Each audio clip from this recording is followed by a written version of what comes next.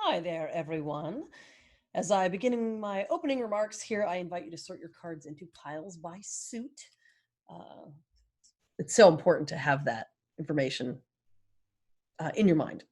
That being said, so when I'm talking about animal symbolism, of course, these cards are just chock full of animals, but most of them are hominids. And those ones, we're going to assume that we've addressed their symbolism in other classes. And that's why we're leaning into the non-human animal symbolism. But I felt that that was too much to include in the title. That being said, let's jump now to the Four of Cups.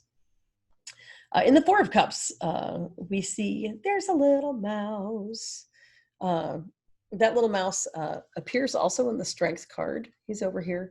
And the little mice appear in my deck often to represent the uncomplicated aspects of ourselves and our psyche. Like, inevitably, these little mice are going, why do you hominids make it so hard on yourself? I can see there's a clear path to pursue here if you could just get unentangled in your thoughts. So often, the little mice speak to our uncomplicated natures, empathy, compassion, and a direct route to a solution. Why are these mice in glowing orbs? That's a great question. Partly it's to make them visible in the scene, because of course they're little, but also they are, to me, they are acting, they're almost like Jiminy Cricket. They're the conscience. They have a role as sort of a divine, almost again like a psychopomp, like a little divine messenger. So there's this halo to indicate that they have a role to fill that is so much bigger than their mere physical forms. Thank you for asking. In the Five of Cups, we see I suppose it's a horse. I just have equine in my notes. A horse is pretty broadly in all of these, and you see this certainly in most of the Seeker cards. Most Knight cards in tarot are on horses. A notable exception is the incredible Light and Shadow Tarot, which if you're a person who likes animals or you like tarot cards, I highly recommend that you look up the Light and Shadow deck by Williams and Gepford. It's so good.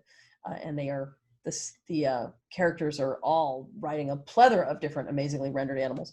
But in this deck, it's mostly horses used for transport. And all these equine entities speak to mobility, nobility, the notion that the characters depicted in the cards have the option of impending movement. You can see here she's in the middle of a very real and legitimate traumatic meltdown about what is happening. And when that is over, she has the means to move on to the next phase. She's not trapped here forever. As soon as she chooses to raise her head, she's got transport.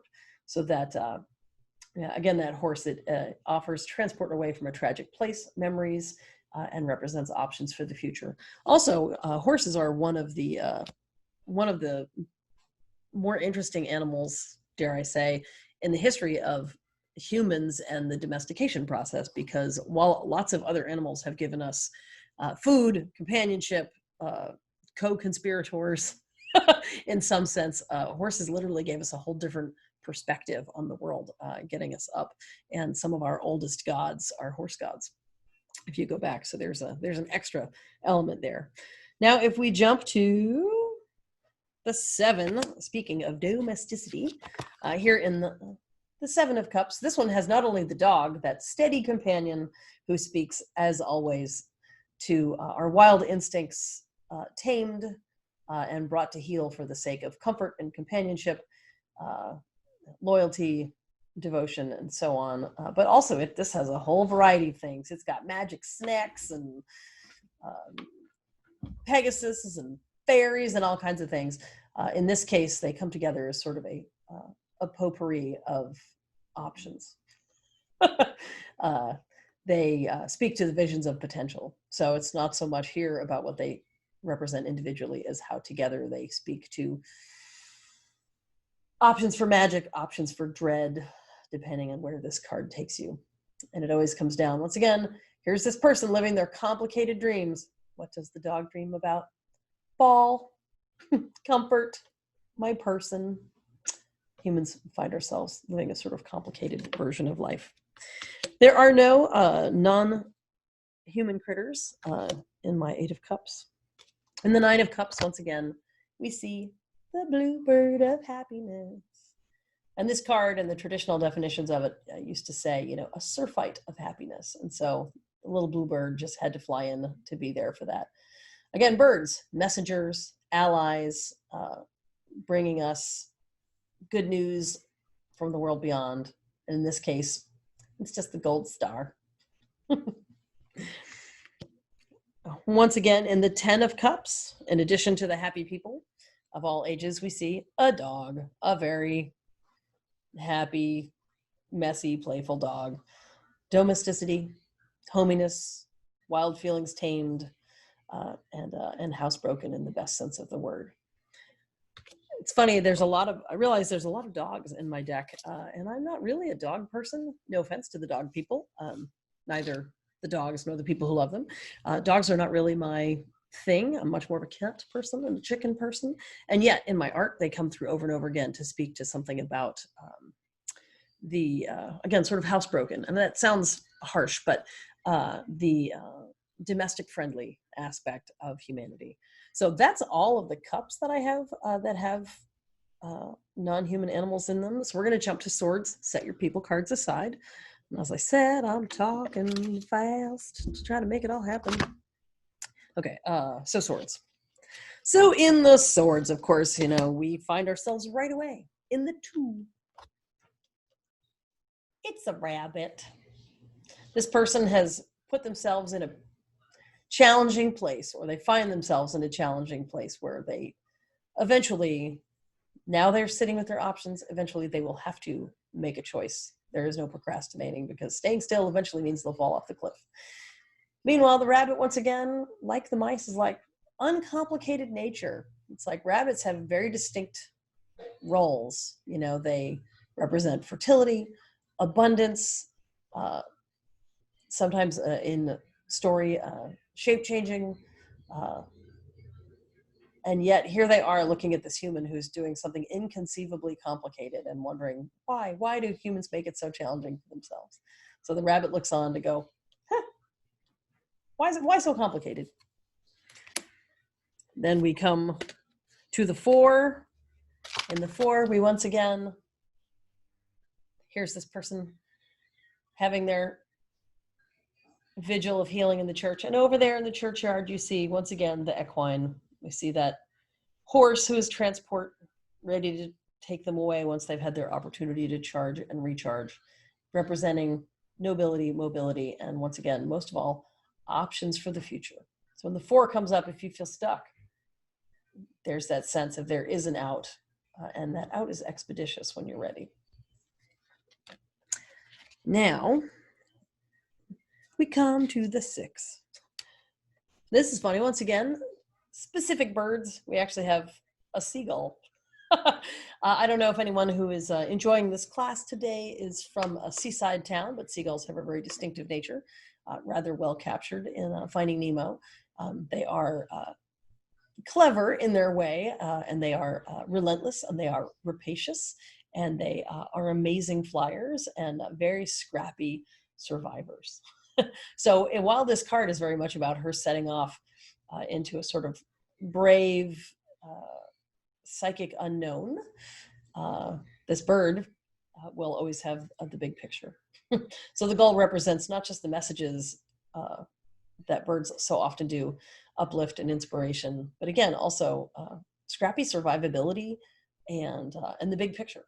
It's going to get up and be able to see the whole ocean and see where she's going once that boat gets moving. Seagulls. And they do, in fact, say, mine, mine. Now we're going to come to the 8 of Swords. Let me know if you have any questions, if I'm moving too fast. This particular image has both an owl and a snake up in the tip top.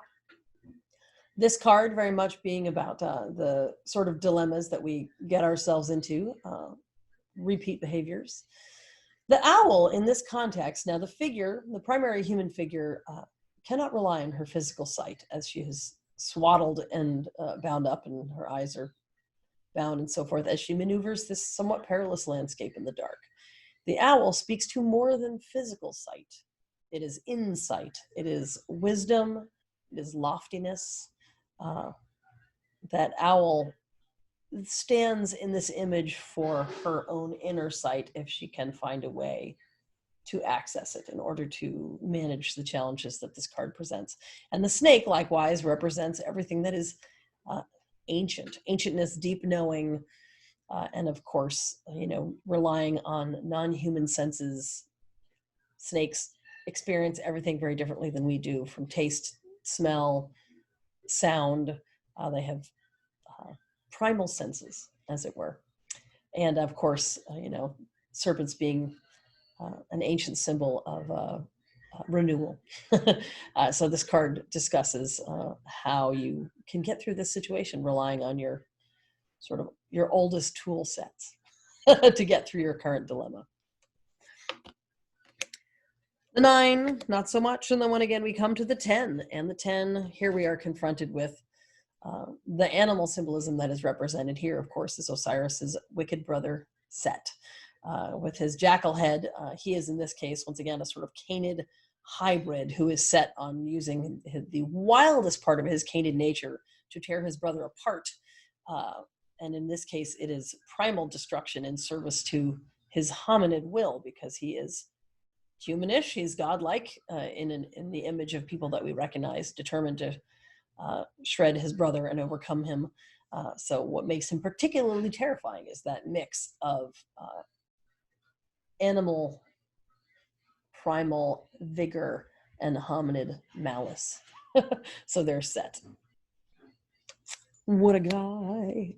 Once again, setting our people cards aside, and we're going to jump into the pentacles.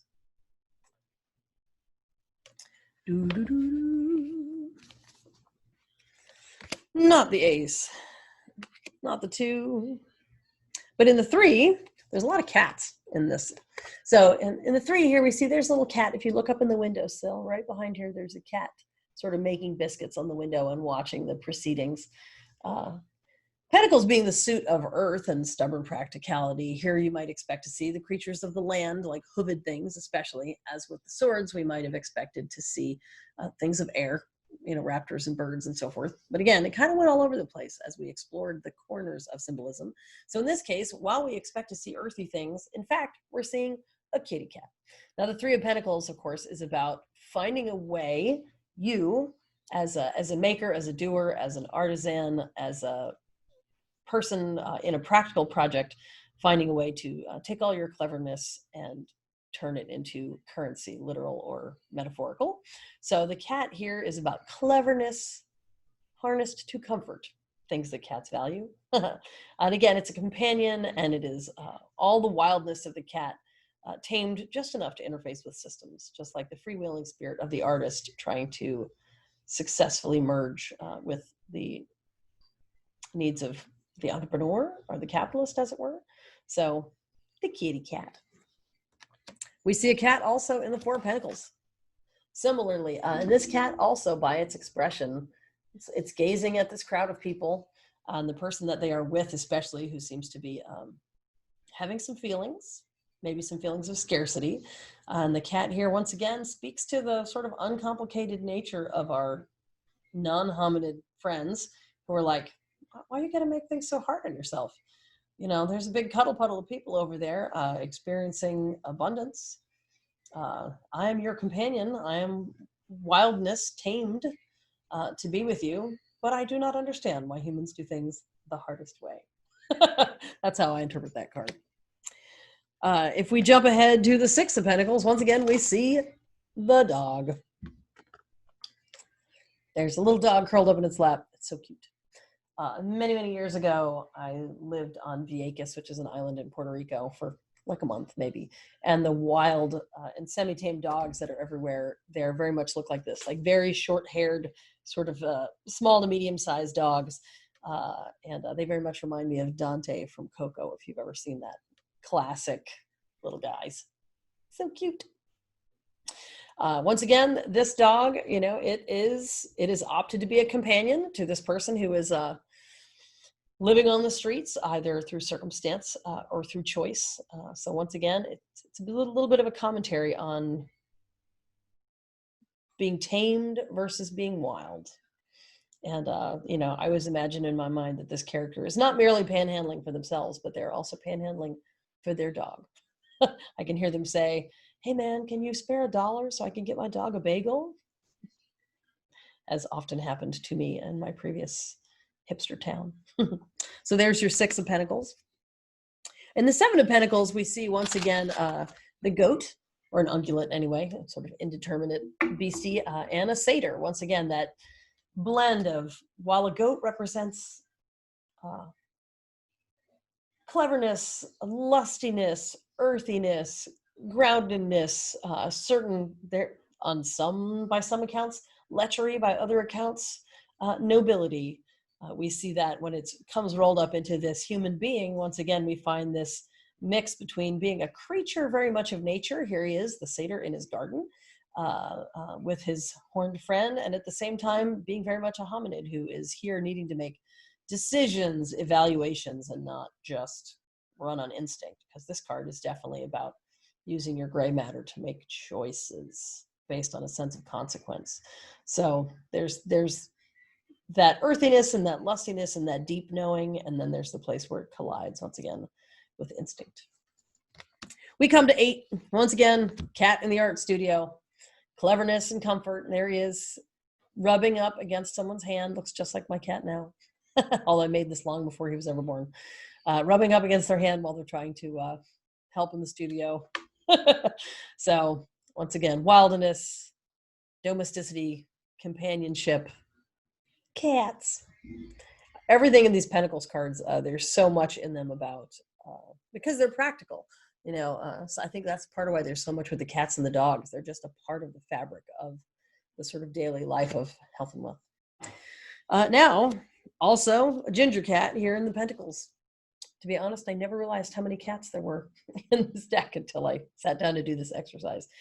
Here in this cat, this one, again, is speaking really to the notion of relaxation and luxury. Like, this woman has worked so hard through all of these Pentacles, through all of everything she's had to learn about functioning in the practical world, to get to the part where she could afford to just relax in her garden, in the warmth of the day. You can almost hear the whirring of the insects and smell the flowers. And then we also have this butterfly over here, which is often a symbol of the soul. Sometimes also the psyche.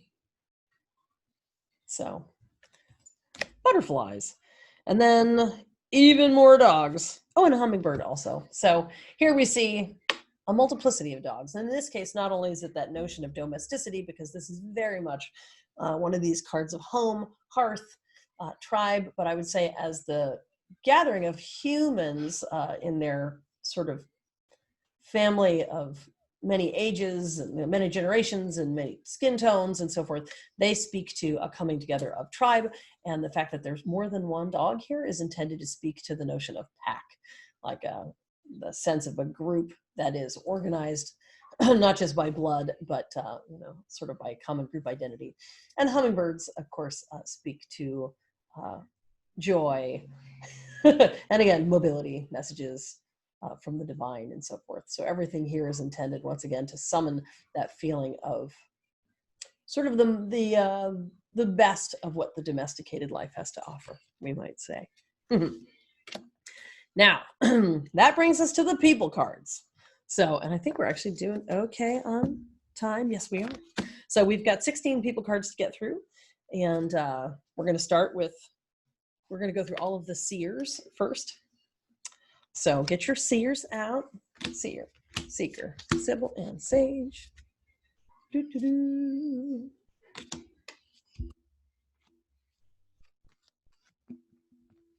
I hope this isn't too loud in the microphone.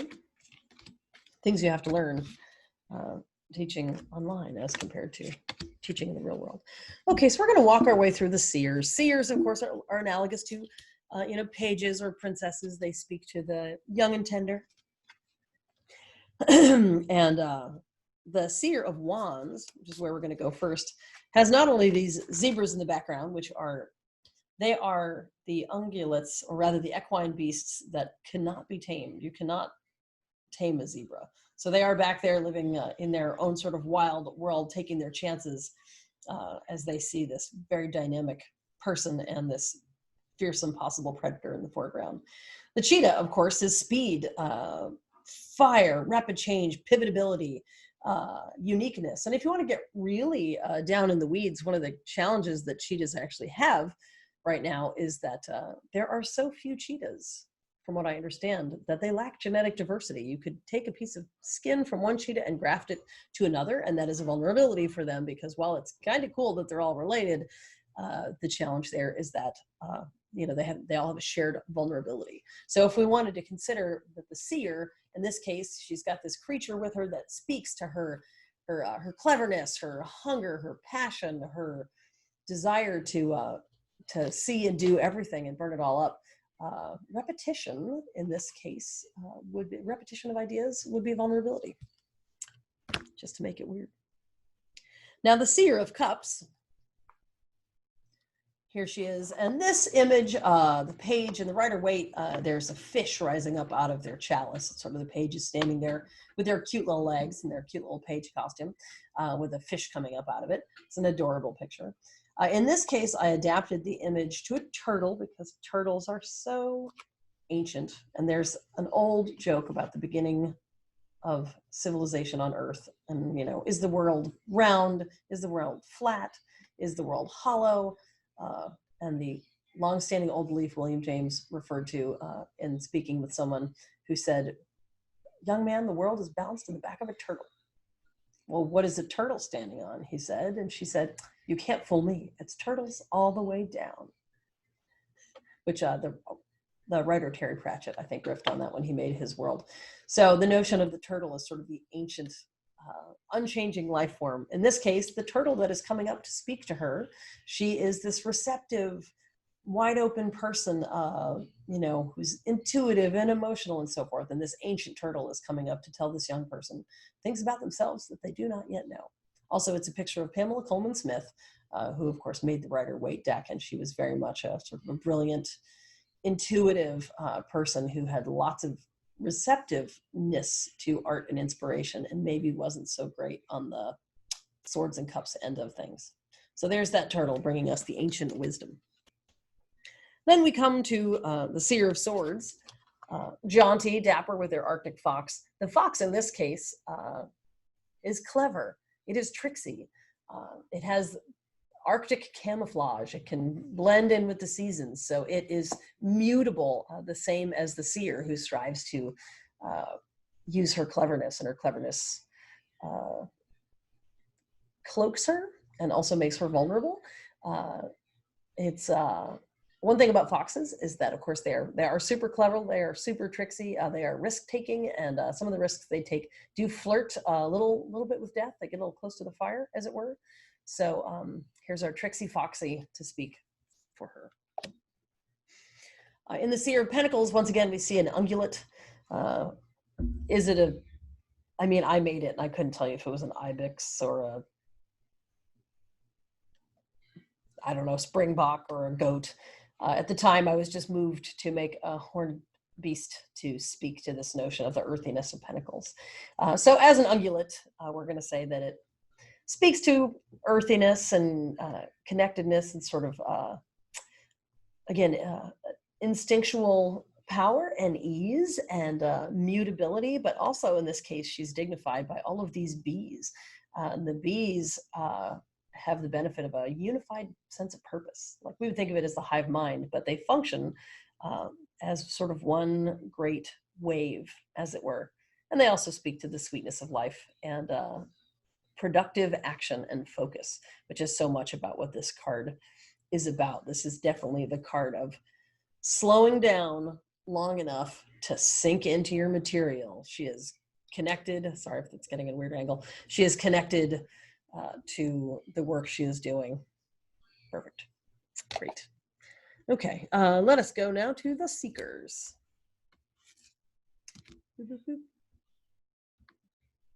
Seekers are like knights. They are action figures. We're going to go to the Seeker of Wands, first of all. And all of the Seekers have horses. I'm just going to put that out there right now.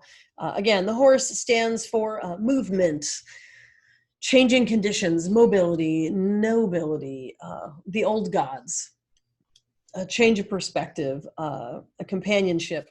I will say this card is being redone for the next edition to have a more dynamic horse to reflect the feistiness of the card.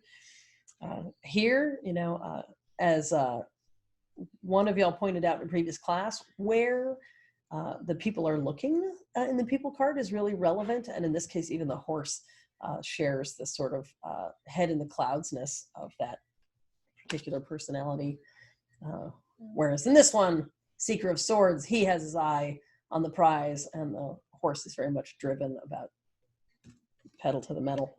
And in this case, it's all about productivity. It is steadiness, sturdiness. This horse was made to be the most like a Percheron of them all, like a heavy-duty animal ready to yoke up and do a tremendous amount of heavy lifting. Now that brings us down to our last 8 cards. That's going to be our Sibyls and our Sages, which is to say our Queens and our Kings, and we're going to go through there. So let's start with the Sibyl of Wands. The Sibyl of Wands. Now, there's traditionally a salamander in these cards, which we referred to earlier. Salamanders, lizards, they're all, strangely, their traditional attribution is to fire. The fire salamander. The theory here, as you may well know, is because perhaps all the little adorable little newt things that like lived in the wood pile, and suddenly the wood gets thrown on the fire. And so as the creature bolts out of the wood through the flame, people saw these little critters running through the flame and thought that they were fire salamanders. That seems a little implausible to me, as an underestimates perhaps the observational nature of people who are living much closer to the natural world than we do now. So it is also possible that this notion of salamanders and lizards and so forth as creatures of fire, yes, certainly going to see more of those basking on the walls in some place Mediterranean, someplace hot.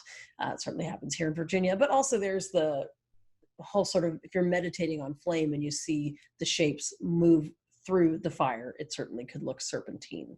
So in any case, there we go. There it is. The mandatory the mandatory lizard creature of the suit of wands. But here we also see this black cat. In the early sketches, apparently, that A.E. Waite wanted, he had suggested it was supposed to be a panther or something. And Pamela Coleman Smith, when she made her version, she didn't have one of those. She had a black cat around named Snuffles. And so she put a black cat in there with the queen, and it has been Snuffles ever since. So while it may mean all of the other things that cats can mean, companions, wildness tamed for comfort and so forth, it also just means Snuffles, because it's adorable. Now here in the Sibyl of Cups, it's interesting because she herself is, because she is a mermaid, she is the queen who is very much of her element. So here we see, the sort of snails and sea stars, all of that kind of thing. Those critters speak to self-sufficiency, being home wherever you are, being versatile in your environment, and yet the queen herself, she is another one of these sort of human critter hybrids, as it were, or mixes, where she is the embodiment of mastery in her suit, the suit of water. Relationality, emotion. She is all of those things. We also see all the birds back there speaking to that notion of flight, messages, transportation, uplift, and inspiration. And dolphins, who of course also carry a whole set of associations of their own. They are inquisitive. They have high emotional intelligence. They have high problem-solving intelligence, just like she does. And they are also tremendously lusty, powerful animals. So all of these things have something to say about the particular shape of the emotional resilience of this queen. Meanwhile, we come to the much maligned Sibyl of Swords. Here she is with her bird of prey. The Sibyl of Swords, of course, she has the broadening of perspective and everything. So she's surrounded by raptors who also have this broad perspective, predatory skill, A lot of times eagles and so forth symbolically speak to spiritual authority. So when she says something, it's not just that she has a good idea. She really knows what she's speaking of, and the animals that surround her emblematically are there to represent her forces. And then we come to the Sibyl of Pentacles. On our Sibyl of Pentacles, she's sitting in her stony throne, sort of nodding out in the sun. She was modeled on Jacomacatl, who's an Aztec corn goddess, by the way. And so she has something like a corn snake with her. The snake is intended to be an ancient symbol of death and rebirth, of restoration. The circular nature of time seems really relevant in the context of pentacles and growth cycles and, ebbs and flows, boom economies, recession economies, and so forth. And of course, the snake has the more modern association of the last couple thousand years also of, temptation and trouble. There's trouble in paradise. So here she is with all of the great glory and a wee bit of baggage that goes with her companion animal, the snake. Now we come, my friends, to the last 4 cards. We've got the Kings. Again, if you're just joining us this week and you weren't with us last week we did all of the major cards, and that was quite a bit of commentary as well. I've got that video for you. So here we have, let's start with the Sage of Wands. The sages, they are like the kings. And we see he's got the camel. Camels, of course, are also domesticated. They have that quality of nobility, efficiency, self-sufficiency. Camel speaks to the long journey. This guy isn't just here with a good idea to stand in the front. He is on a long road in order to help transmit his ideas and passion across the world. So camels are for all of that.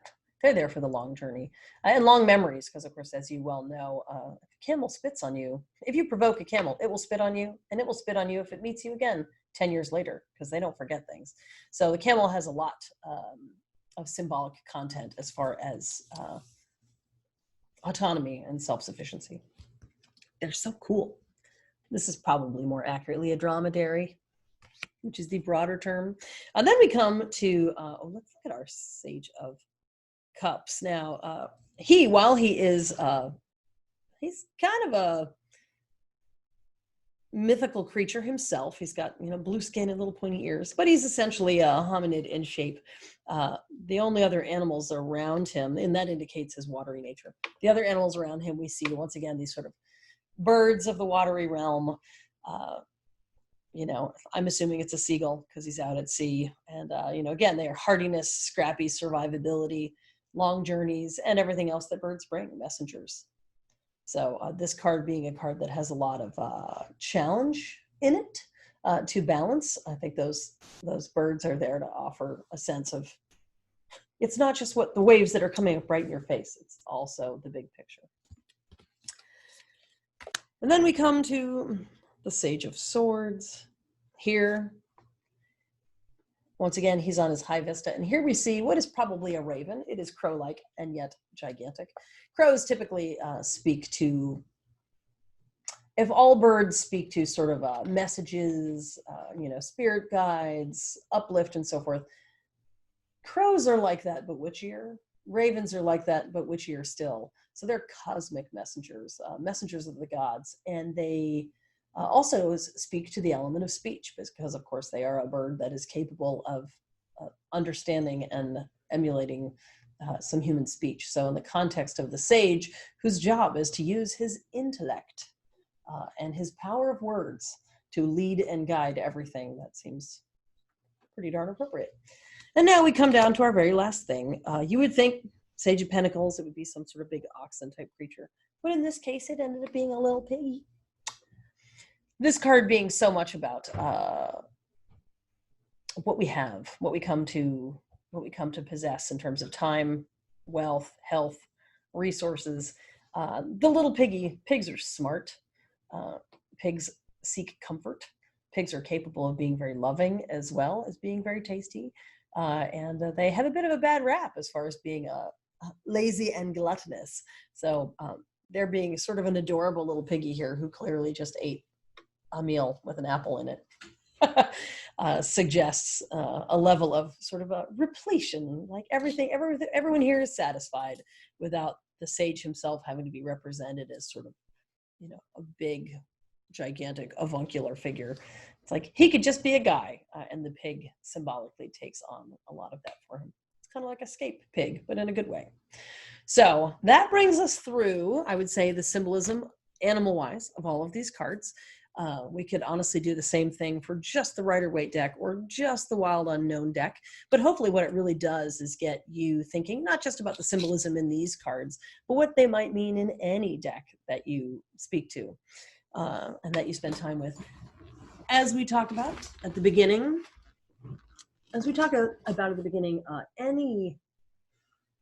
any set of associations is going to be a mix between, what is traditional to your culture, however you grew up, whatever is traditional to whatever iconography or heraldry makes sense to you, as part of your life experience, your personal associations, and then you can continue to diversify and study the symbolic language from all over the world and beyond in order to inform these things. But hopefully spending some time with these gets you thinking about the fact that it's not just a picture of a cat because a cat filled the space, but that a cat occupies a certain symbolic space.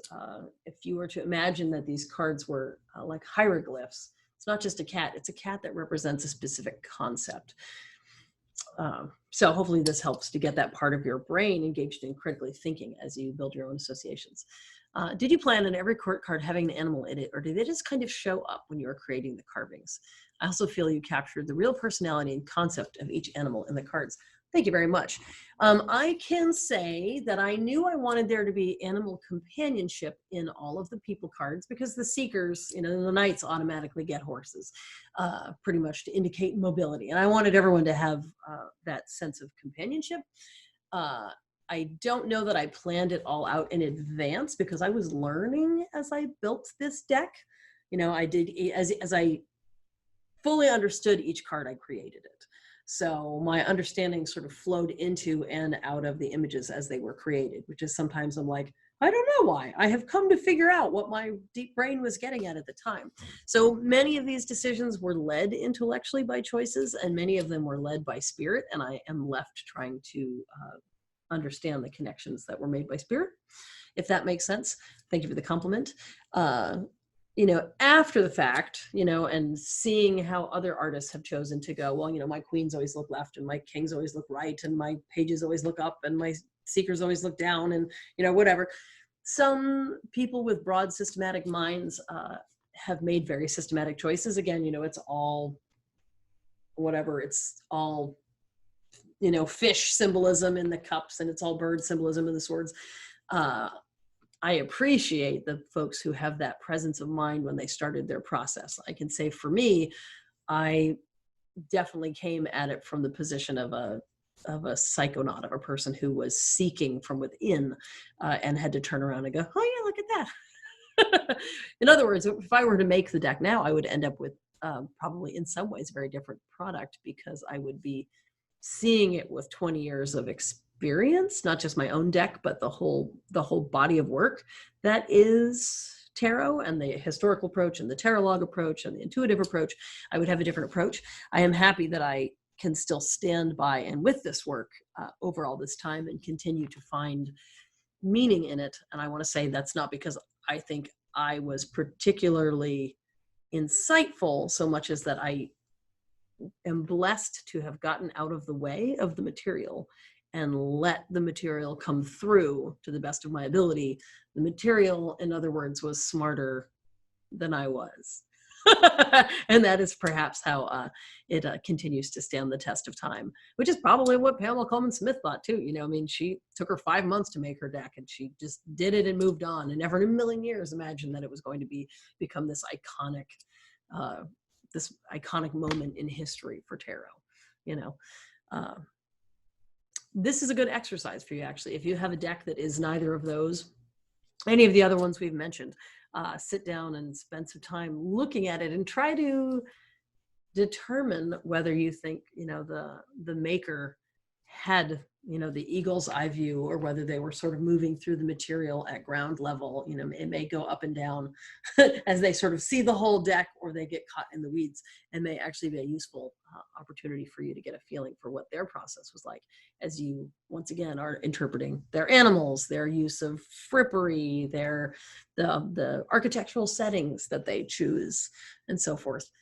And that kind of exercise will help you to determine the difference between a deck that is pretty but superficial, and a deck that maybe grittier. Maybe it is really pretty. Maybe it's grittier, but has real depth, the kind of depth that you're going to want as you work through your own life issues and those of your loved ones and queerance with the cards.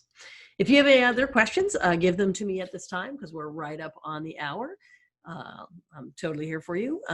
You are welcome, of course, to be in touch with me anytime in the next couple of weeks with any follow-up questions and any insights about what topics you hope that we might be able to pursue in the future once we come back from the break.